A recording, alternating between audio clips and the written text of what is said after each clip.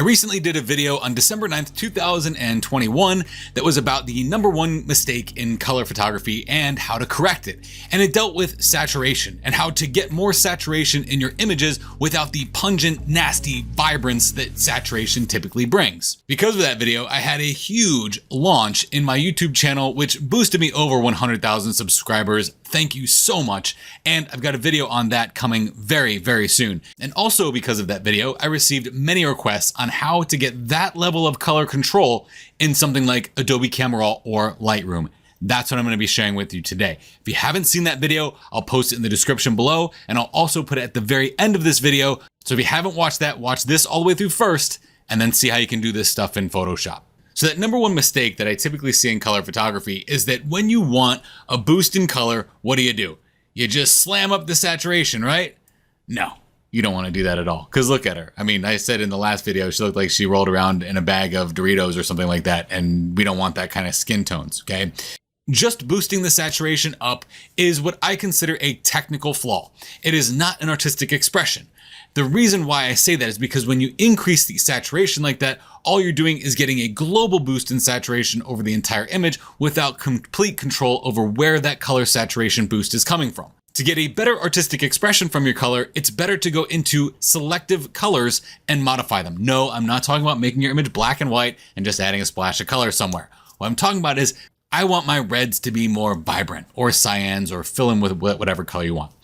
So I do not recommend increasing the saturation like this. It can be good for maybe a slight bump or slight increase with your vibrance and your saturation, but it's not the best move to make. When to zero these out, you actually have much better ways to control the color in your image. And the first place we're going to look towards is the color mixer. Now the color mixer, if you're familiar with the HSL adjustment layer in Photoshop, they are very similar, but they do have their differences. Now, many times when people ask me, can you do the same things with your color in Lightroom that you can in Photoshop? And the real answer is no, okay? Photoshop gives you much more surgical precision control over color than Adobe Camera Raw or Lightroom ever will. Now, on that note, you're seeing me in Adobe Camera Raw. If you're in Lightroom, the develop module is a carbon copy of what happens in Adobe Camera Raw. The only difference is maybe a difference in user interface, but for the most part, they operate exactly the same. So you can follow along in Lightroom just as I'm doing it in Adobe Camera Raw. I firmly believe that the best place to do your color control is going to be in Photoshop, but Lightroom does have some strong capabilities, or Adobe Camera Raw, as you see here. So let's first talk about the color mixer, because this is going to be the #1 go-to place that you're going to want to go to for your color. At first, I'm going to show you something after this that you're gonna be like, whoa, why did I never know about that? At first glance, it is kind of a nightmare. Lots of sliders, lots of color. But let's look at this. Right now we're in Adjust and we're in HSL, which is Hue, Saturation, and Luminance. And then we have All right here. Will show us all of them in a big pane here, which I don't really like that. I like the Hue, Saturation, and Luminance breakdown.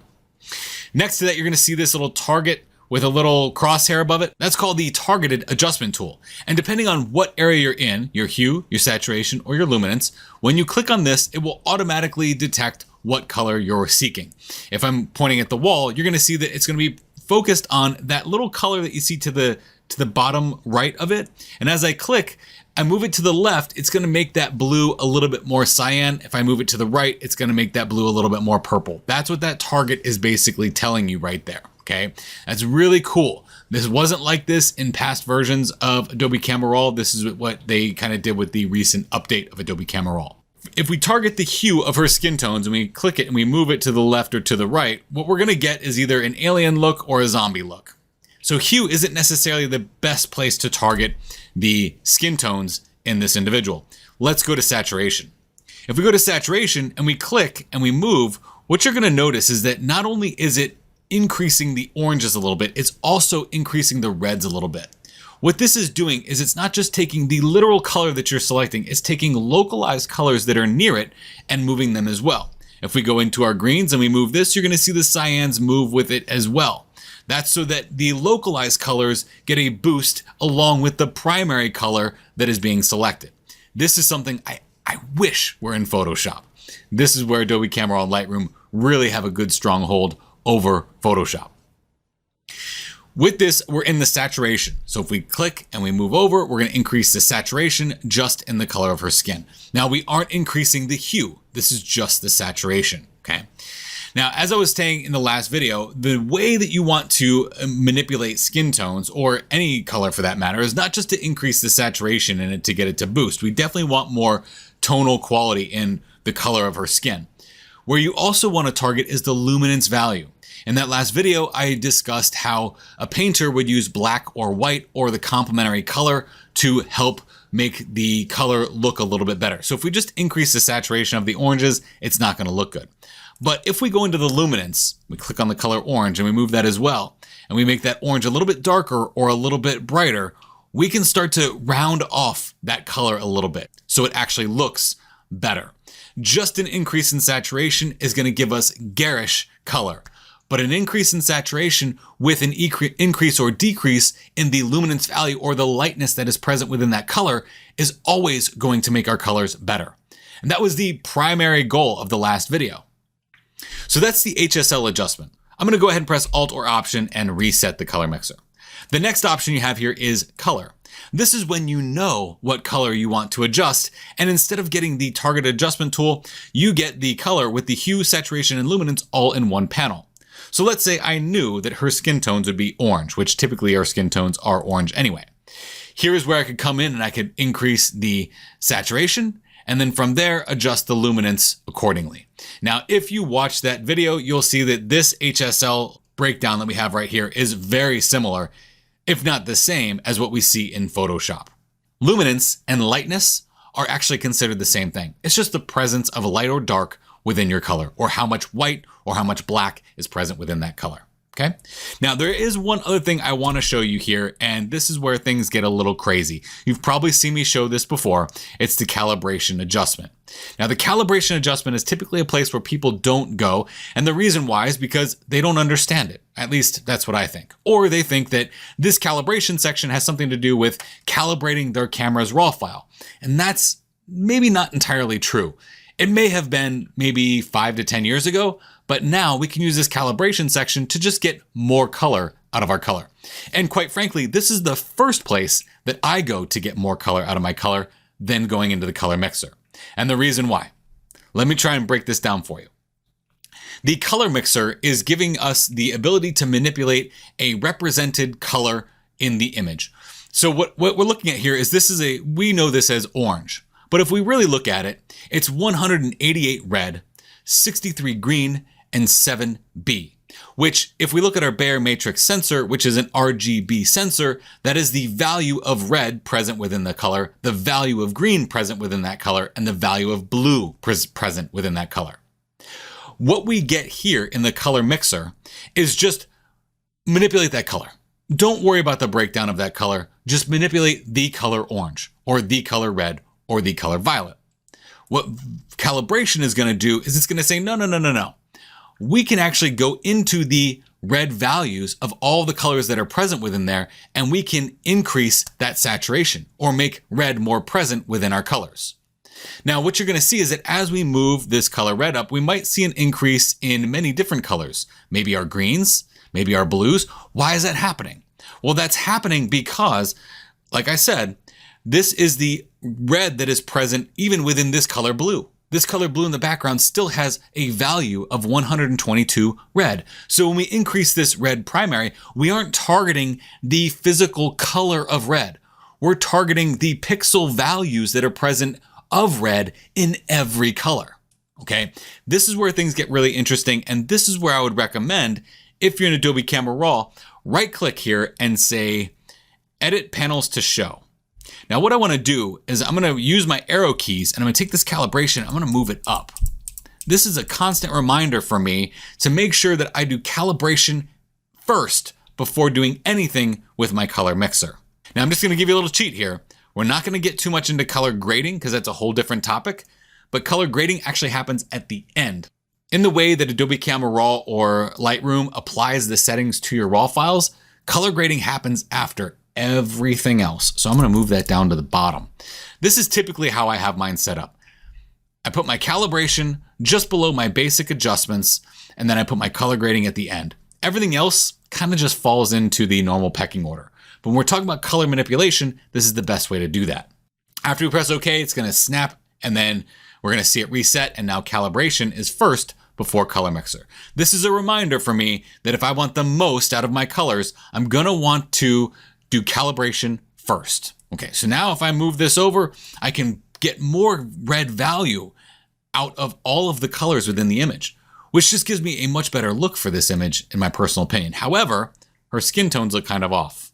This is where I would jump into the color mixer, and I would look at the hue and the saturation of her skin tones. And you see now I can get a lot more color out of her. I can really make her look like she didn't just roll in one bag of potatoes, but maybe like 12.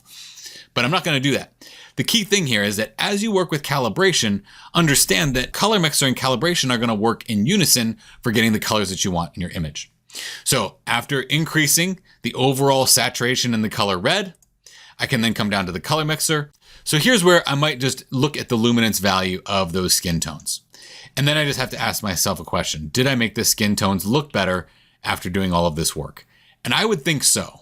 Now, as far as how these skin tones look on your computer versus how they look on my computer may have something to do with how our monitors are calibrated. But at the end of the day, I don't want her to look pale. I want her to look like she's got some life in her skin.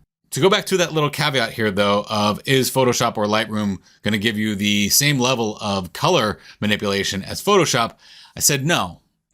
You'll notice that there was a lot of steps here in order to get the colors to where I want it to be. Now I'm talking you through this. I'm giving you a lot of background information as well. The more you experiment with this, the faster it's going to be, I promise. But what we have to take into account here is that this calibration and this color mixer, these are global adjustments. They're happening to the entire image as a whole. So it's very difficult to combine this color calibration and this color mixer with things like masking. Like let's say as we increased her skin tones in her face, notice how all the other colors got a boost as well.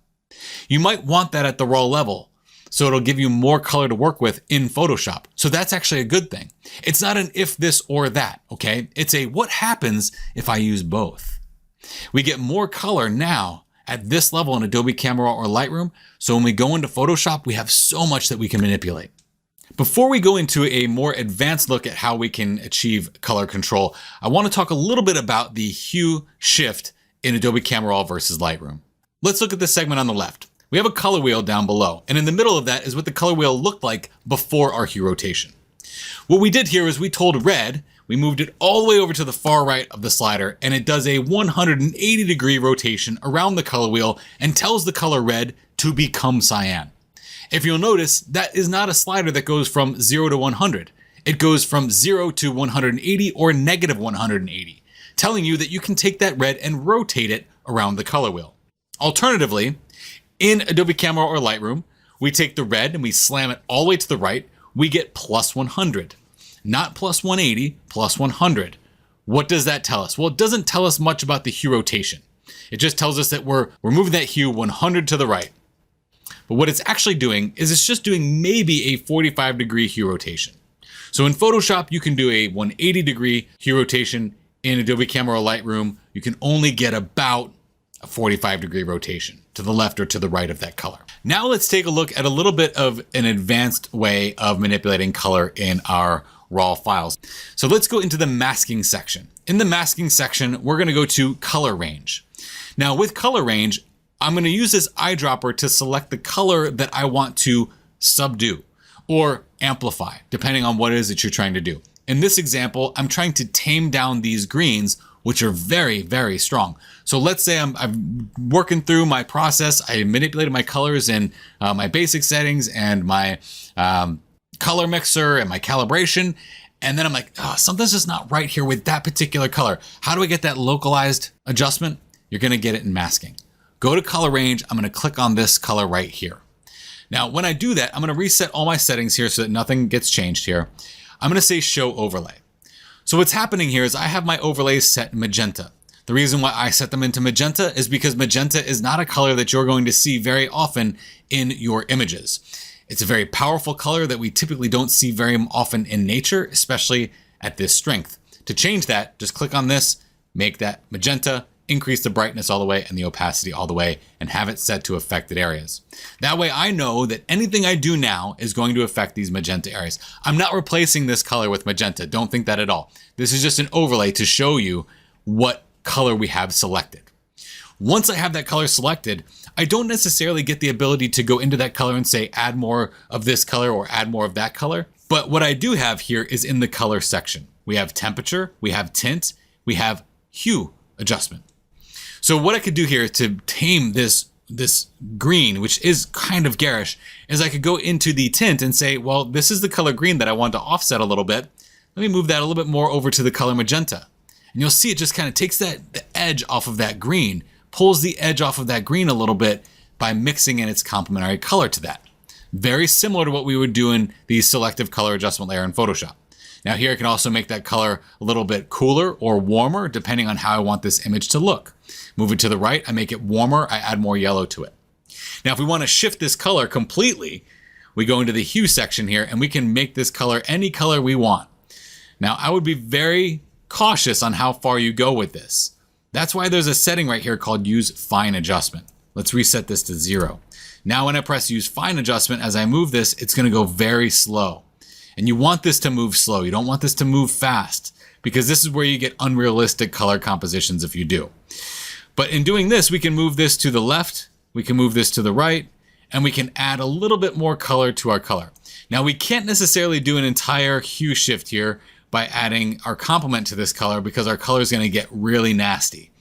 So we have to be very careful about how far we take this color and where we position this color when we're making this type of fine-tune adjustment. Now let's see the before and after. Here's the before, here's the after. The main concept here was just to take the edge off of that color and see if we could get a similar effect to the selective color adjustment layer in Photoshop in something like Adobe Camera Raw and Lightroom. Once we have that set to where we want it set, we can actually refine what color we're getting with that selection as well.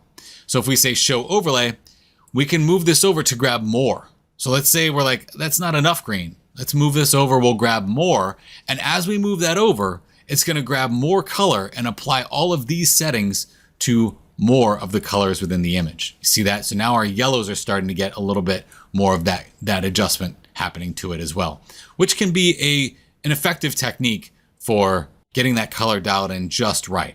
Maybe this is too much of a selection. We'll move it down and then we won't make much of a selection at all. Okay, this could be for very small fine-tune selections of color.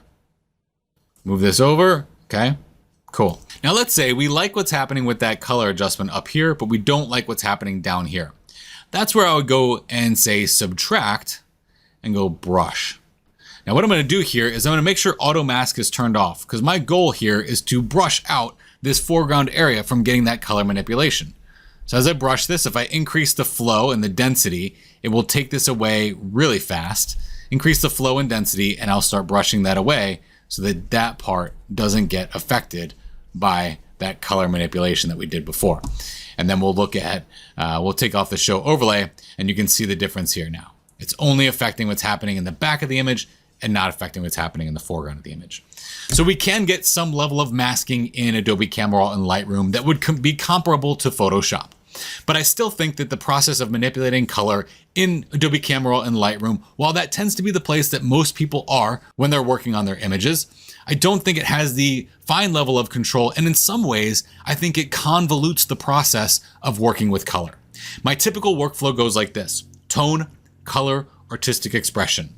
A lot of my artistic expression happens with my colors. So when I'm in Adobe Camera Raw, I typically tend to focus strongly on my tonal adjustments, mildly on my color adjustments, just to get them where I want them to be, and then I open it up in Photoshop and do the rest of my manipulation from there. If you'd like to watch the video that inspired this, go ahead and click here. I'm going to talk about how to do this type of color manipulation in Photoshop, and I think you'll see that it's a little bit easier. Even though Photoshop can be a more convoluted software, it makes color manipulation a little bit simpler. And if you haven't done so already, please consider subscribing. I like to take difficult things in Photoshop and make them seemingly simple so that you can use them in your workflow today.